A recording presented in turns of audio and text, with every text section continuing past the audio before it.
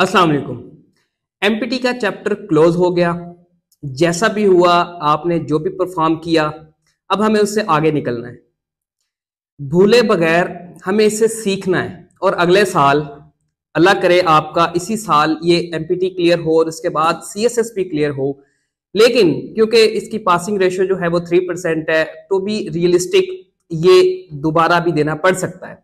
सो अगले साल जब हमने एमपीटी देना है तो हमने मोर स्ट्रोंगर, हमने ज्यादा प्रिपरेशन के साथ आना है।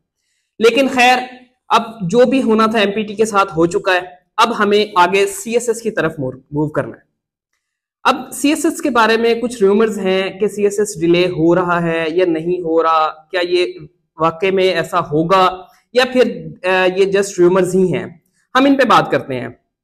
अब हम देखते हैं कि अगर सीएसएस डिले होता है तो उसके क्या फायदे नुकसान होंगे, अगर ये नहीं होता तो इसके क्या फायदे या नुकसान होंगे, और इन दोनों सूरत हाल में हमारी एस्पायरेंट्स की क्या स्ट्रेटेजी होनी चाहिए कि हम इन दोनों सिचुएशंस को अच्छे से हैंडल कर सकें और सीएसएस को एस कर सकें। सबसे पहले तो हम बात करते हैं कि सीएसएस का डिले होना फायदे और नुकसान दोनों रखता है। अब ये आप पे डिपेंड करेगा कि आप इसको किस तरह लेते हैं, क्योंकि कुछ टीचर्स, कुछ मेंटोर्स जो हैं कह रहे हैं कि ये सीएसएस का डिले होना सरासर नुकसान है, कुछ कह रहे हैं कि इसका फायदा है। लेकिन मैं कहूंगा कि ये आपके लिए डबल एज स्वॉर्ड है।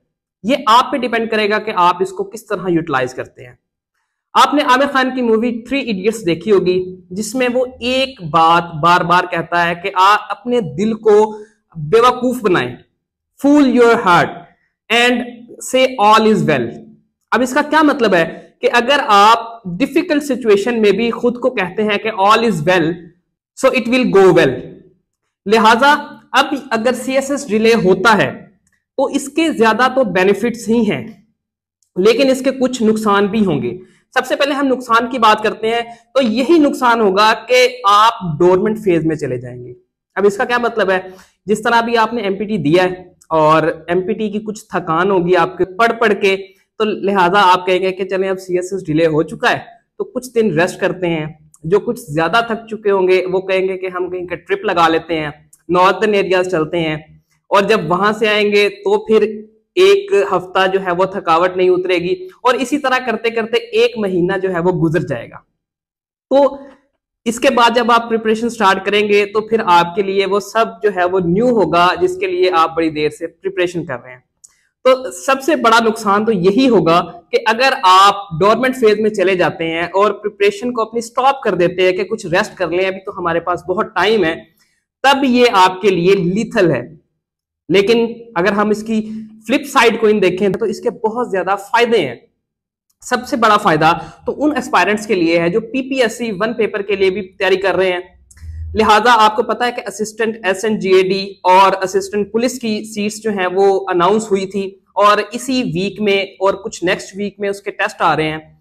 तो जो एस्पायरेंट्स उसके लिए प्रिपेयर कर रहे थे तो उनके लिए एक एम्पल टाइम मिल जाएगा कि वो पीपीएससी को टाइम दे सकें, और जो सीएसएस ने डिले दिया है वो आप यूटिलाइज कर सके पीपीएससी के लिए, क्योंकि असिस्टेंट की जो पोस्ट है वो भी एक अच्छी खासी पोस्ट है। लिहाजा उसकी तैयारी भी जो है वो आपके लिए जरूरी है, क्योंकि उसके कैंडिडेट्स भी जो है वो 1 लाख प्लस था। तो लिहाजा एक तो आपको पीपीएससी की तैयारी के लिए अच्छा खासा टाइम मिल जाएगा। अच्छा, दूसरी बात ये कि जो एस्पायरेंट्स इसकी तैयारी कर रहे थे सीएसएस के लिए और उसके उनके कुछ सब्जेक्ट्स वीक थे, मोस्टली जो इंग्लिश का सब्जेक्ट है उसमें वीक होते हैं, तो आपके के लिए काफी टाइम मिल जाएगा कि आप ज्यादा ऐसे लिख सकें और उसकी तैयारी कर सकें और इवेल्युएशन ज्यादा से ज्यादा करवा सकें। और इसके अलावा जो दूसरे सब्जेक्ट्स हैं, कुछ की रिवीजन कंप्लीट नहीं हो रही थी, कुछ के कुछ सब्जेक्ट्स जो हैं वो अनटच्ड थे, तो इन सब के लिए दैट्स अ गुड न्यूज कि वो इसको रिवाइज कर सकें, अपनी जो शॉर्ट कमिंग्स हैं उनको जांच सकें, मॉक्स दे सकें, ज्यादा से ज्यादा लिख सकें। तो ये सब चीजें जो हैं वो आपके लिए बहुत फायदेमंद साबित होंगी अगर सीएसएस डिले हो जाता है। तो दूसरी बात करें कि अगर ये डिले नहीं होता तो इसका सबसे बड़ा नुकसान क्या होगा। अब एक बात जो कि एमपीटी देने के बाद आपको अंदाजा हो चुका होगा कि FPSC is going tough and tougher. लिहाजा अगर एमपीटी मुश्किल आया है तो यह भी ख्याल किया जा रहा है कि एफपीएससी सीएसएसपी मुश्किल देगा। यानी उसके जो पेपर हैं वो मुश्किल बनाए जाएंगे, और जो आप पास पेपर की बेस पे अपनी तैयारी कर चुके होते हैं या गेस कर रहे होते हैं कि अगर ऐसे क्वेश्चन पास्ट में आए थे और इस लिहाज से मैं तैयार हूं, तो आपकी तैयारी जो है वो इनसफिशिएंट हो जाएगी अगर सीएसएस जो है वो ज्यादा मुश्किल आ जाता है। तो लिहाजा आपको जो है वो एम्पल टाइम नहीं मिलेगा, क्योंकि अब आपको अंदाजा हो रहा है कि अगर एमपीटी मुश्किल आया तो सीएसएस भी मुश्किल आ सकता है, और हमें तैयारी उस लिहाज से करनी चाहिए। So that will be the drawback अगर ये जो डिले है वो नहीं होता। इसके अलावा दूसरी फिर वही बात कि पीपीएससी के एस्पायरेंट्स जो कि काफी सारे हैं सीएसएस पीएमएस के लिए, उनके लिए वो टाइम जो है वो मैनेज करना मुश्किल हो जाएगा कि क्या वो जीके करें या फिर सीएसएस की तरफ आए, क्योंकि सीएसएस में जीके का सब्जेक्ट नहीं है, तो इनके लिए ये बिल्कुल ही डिफरेंट सब्जेक्ट हो जाएगा और टाइम मैनेज करना उनके लिए मुश्किल हो जाएगा। एक और रूमर्स भी है कि मे बी अगर सीएसएस डिले हो जाता है तो दिसंबर में अपना पीएमएस हो सकता है और तहसीलदार का पेपर भी हो सकता है, यानी दिसंबर जनवरी के राउंड अबाउट, क्योंकि फेब के बाद रमजान आ रहा है और इसके बाद अप्रैल में आपके पेपर शिफ्ट हो रहे हैं, तो इसी टाइम ड्यूरेशन के दरमियान तहसीलदार और पीएमएस का पेपर हो सकता है। तो अगर वो डिले हो जाता है तो फिर ये टाइम जो है वो मे बी पीपीएससी कंज्यूम कर ले और ये पेपर दे दे। इसके अलावा क्योंकि अभी जो एमपीटी का रिजल्ट आ रहा है, जिन स्टूडेंट से बात हुई जिन्होंने अपना रिजल्ट शेयर किया, तो मोस्टली तो हैं जो पास कर चुके हैं, बेशक वो जो है वो बिल्कुल मिनिमम मार्जिन से पास हुए हैं, लेकिन कुछ ऐसे सब स्टूडेंट्स भी मुझे मिले जिनका MPT according to the answer key उनका पास नहीं हुआ, वो 66 मार्क्स ऑब्टेन नहीं कर सकते, सो दे आर इन ट्रॉमा। तो ये उनके लिए जो है वो मुश्किल हो जाएगा इस सूरत हाल में। इन सब सूरत हाल के बाद तो एक बात तो ये हम कह सकते हैं कि सीएसएस का डिले होना will be blessing, if not blessing it will be a blessing in disguise. लिहाजा अब इस सूरत हाल में एक एस्पायरेंट को क्या करना चाहिए? एक बात तो आप अपने माइंड में रखिए कि जो भी सिचुएशन हो, जो भी कंडीशन हो, prepare yourself, mentally prepare yourself, क्योंकि जब भी आप अपने माइंड को किसी ज्यादा के लिए तैयार कर सकते हैं तो उससे कम आता है तो it will be not shocking for you. जिस तरह एमपीटी में हुआ, जो लोग एमपीटी को आसान समझ के उसमें अपेयर हुए उनके लिए शॉकिंग था। लिहाजा कोई एक्सक्यूज इस तरह का ना रखें कि सीएसएस डिले होगा तब ही आप अपनी प्रिपरेशन कंप्लीट कर सकेंगे, या फिर इसके अलावा हमारी प्रिपरेशन नहीं होगी। इस बात को तो अपने माइंड से निकाल लें।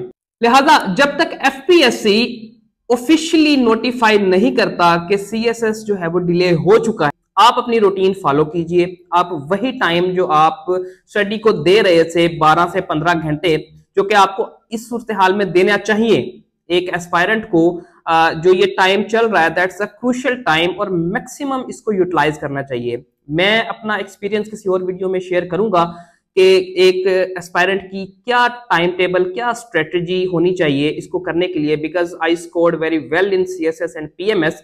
तो मैं अपनी स्ट्रेटजी और टाइम टेबल जो है वो आपके साथ शेयर करूंगा, लेकिन अब के लिए आपको यही करना है कि आप 12 से 15 घंटे जो है वो इसको मैक्सिमम दें। एमपीटी के ट्रॉमा से बाहर आए, जो होना था वो हो चुका है।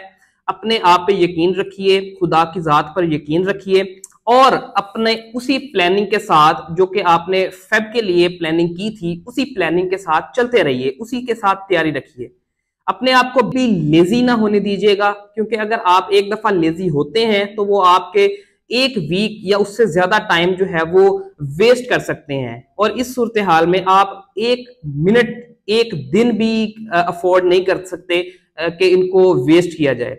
लिहाजा मैं यही रिकमेंड करूंगा कि आपकी स्ट्रेटेजी एफपीएससी के नोटिफिकेशन आने तक की वही होनी चाहिए कि आप फेब में ही अपेयर हो रहे हैं। फूल योर हार्ट, उसके यही बताइए कि आपने फेब में ही अपेयर होना है, लिहाजा उसके लिहाज से ही मेंटली प्रिपेयर भी रहें। और इन केस अगर ये हो जाता है, जिसके ज्यादा चांसेस है, और ये क्यों कहा जा रहा है कि डिले होने के ज्यादा चांसेस है, क्योंकि सीएसएस 2024 और सीएसएस स्पेशल का रिजल्ट अभी तक अनाउंस नहीं हुआ, जो कि हो जाना चाहिए था। तो ये एक अनएक्सपेक्टेड डिले आ रहा है रिजल्ट में, लिहाजा यही कंसीडर किया जा रहा है कि ये डिले हो जाएगा। लेकिन in case, in worst scenario, अगर ये डिले नहीं होता तो आपको इसके लिए प्रिपेयर रहना है। इसके लिए स्ट्रेटजी आपकी यही होगी कि आप अपने टाइम टेबल को फॉलो कीजिए, दिन रात एक कीजिए, क्योंकि हार्ड वर्क पेज ऑफ। अल्लाह ताला आप सबका हामी और नासिर रहे। अल्लाह।